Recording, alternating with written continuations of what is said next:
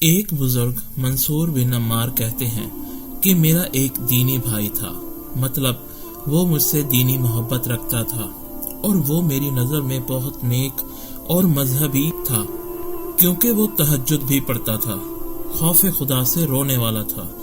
ایک دفعہ مجھے خبر ملی کہ وہ بیمار ہو گیا ہے۔ میں اس کے پاس گیا اس کی تیمارداری بیمار پرسی کرنے، تو جب میں نے اسے دیکھا تو وہ بہت کمزور اور بیمار لگ رہا تھا۔ گھر کے صحن میں لیٹا تھا، اس کا چہرہ کالا ہو چکا تھا، آنکھیں اس کی نیلی ہو چکی تھی۔ میں نے کہا اسے کہ بھائی لا الہ کی کثرت کرو، مطلب کلمہ طیبہ کا ورد کرو۔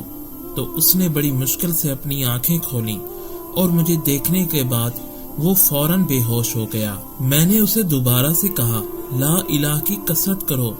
اس نے پھر آنکھیں کھولی، مجھے دیکھا اور بے ہوش۔ اب میں نے اسے سختی سے کہا کہ کلمہ طیبہ پڑھو، ورنہ میں تجھے نہ غسل دوں گا، نہ تجھے کفن دوں گا اور نہ ہی دفن کروں گا۔ تو اس بار اس نے ایک جملہ کہا۔ اس نے کہا کہ میرے اور کلمے کے درمیان ایک رکاوٹ ہے۔ میں نے حیرت سے پوچھا وہ تیری نمازیں، تیرے سجدے، تیری عبادتیں اور تہجد کی نمازیں کہاں ہیں؟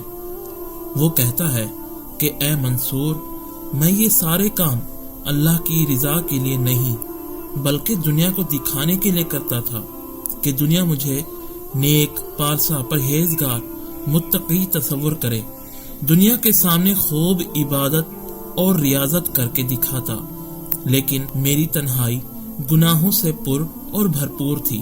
اکیلے کمرے کا دروازہ جب بند کرتا تو خوب گناہ کرتا، شراب تک پیتا تھا، اور ایک دفعہ جب میں نے بہت زیادہ گناہ کیے تو میں بیمار پڑ گیا۔ مجھے اپنے بچنے کی امید نہ رہی تو میں نے قرآن پڑھتے پڑھتے دعا مانگی اور اللہ پاک نے مجھے شفا دے دی۔ لیکن کچھ ہی وقت بعد میں پھر انہی گناہوں کی لپیٹ میں آ گیا اور اس بار پہلے سے بھی زیادہ گناہ کیے اور پھر میں بیمار پڑ گیا۔ اب کی بار ڈاکٹرز نے جواب دیا کہ میری زندگی نہیں بچ سکتی، تو میں نے پھر اپنے پروردگار کو پکارا، قرآن پڑھا اور روتے ہوئے دعا مانگی۔ میرے مالک نے مجھے پھر سے صحت یاب فرمایا۔ میرا یہ وتیرہ بن چکا تھا کہ گناہ کرتا، بیمار پڑتا اور بیمار پڑنے کے بعد قرآن پڑھ کر شفا طلب کرتا۔ لیکن کچھ عرصے کے بعد پھر میں گناہوں میں گرفتار ہو چکا تھا، اور اب کی بار جب میں بیمار پڑا اور شفا کے لیے قرآن پڑھنا چاہا تو میری زبان سے قرآن کا ایک لفظ نہ ادا ہو سکا۔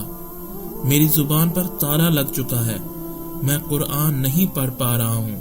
اللہ کی بارگاہ میں عرض گزار ہوا، یا اللہ میں جانتا ہوں تو مجھ سے سخت ناراض ہے، اے اللہ مجھے معاف کر دے۔ اس کے بعد منصور، مجھے غیب سے آواز آئی کہ جب تو بیمار ہوتا ہے تو توبہ کرتا ہے، اور جب تندرست ہو جاتا ہے تو گناہ کرنے لگ جاتا ہے، جب تکلیف میں مبتلا ہوتا ہے تو اپنے رب کو اس وقت یاد کرتا ہے، روتا ہے، اور جب رب تجھے نجات دیتا ہے تو پھر سے گناہ کرتا ہے۔ کیا تجھے موت کا خوف نہیں؟ تو نے کتنی بار اپنے رب سے وعدہ کیا، لیکن ہر بار تو نے اپنے ہی وعدے کو توڑا۔ حضرت منصور کہتے ہیں کہ وہ یہ سب بتاتا جا رہا تھا اور روئے جا رہا تھا، تو میں بھی اس کی اس حالت سے افسوس کے ساتھ جیسے ہی واپس جانے کے لیے دروازے کے باہر نکلا تو اس بندے کا بغیر کلمہ پڑھے انتقال ہو گیا۔ افسوس کے ساتھ آج کل کے مسلمان بھی جب کوئی پریشانی، دکھ، تکلیف آ جائے تو مسجد کی طرف بھاگتے ہیں، اور جیسے ہی مسئلہ حل ہوا تو غائب۔ ہمیں اس واقعے سے سبق ملتا ہے، اور کیا سبق ملتا ہے یہ ہر ذی شعور مسلمان کمنٹ کر کے بتائیں۔ اس ویڈیو کو زیادہ سے زیادہ شیئر، لائک اور ہمارے چینل کو فالو اور سبسکرائب ضرور کیجیے گا۔ شکریہ۔